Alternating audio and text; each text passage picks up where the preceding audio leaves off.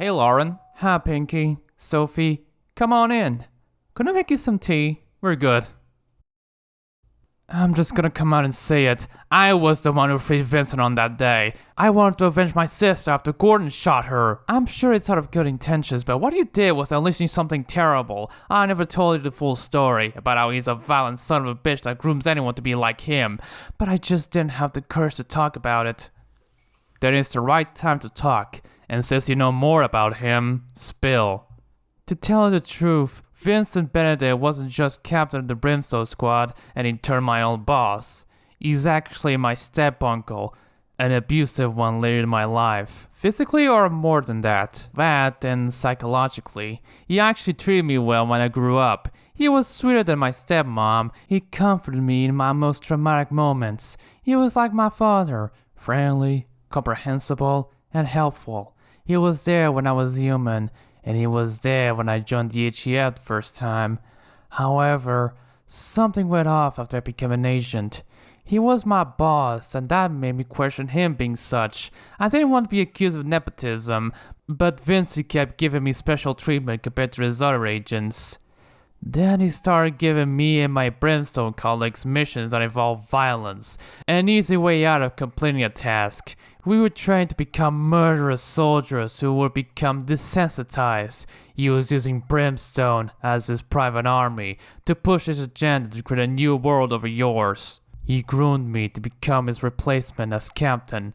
I never wanted it like this. I had to expose it to the public. However, he sent a man to spy on my interview with a journalist. After that, Vincent punched me and shouted at me, angry that I was betraying him. He forced me to capture them before they published the article to the newspaper. I didn't want to do it. I just want a normal life without worry, without violence, without trauma. I confronted the journalists in their office, as if it's gonna be a friendly chat. But that's when I learned the awful truth.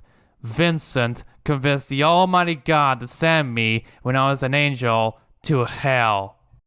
What? I just couldn't believe it. He somehow managed to convince God to bring me downstairs to become this pale monstrosity. I just couldn't bear living through it anymore. But as I was still in the afterlife, I couldn't kill myself either. I was sentenced to 10 years as the result of my failure, but the article got published. I was let go a week later and lived my life peacefully. But Vincent only got a fine and was still the CEO. I'll never forget that harrowing discovery. My whole life was nothing but dread. I just want comfort, peace, serenity. I wish I wasn't killed back in the 80s. I could have had wrinkles by now. Hell, I wish I was still in heaven, having fun with my mom up there. But life isn't fair.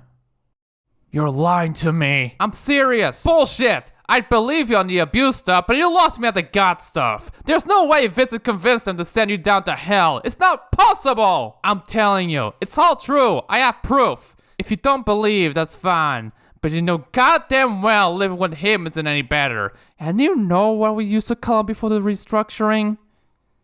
Mr. Demantius.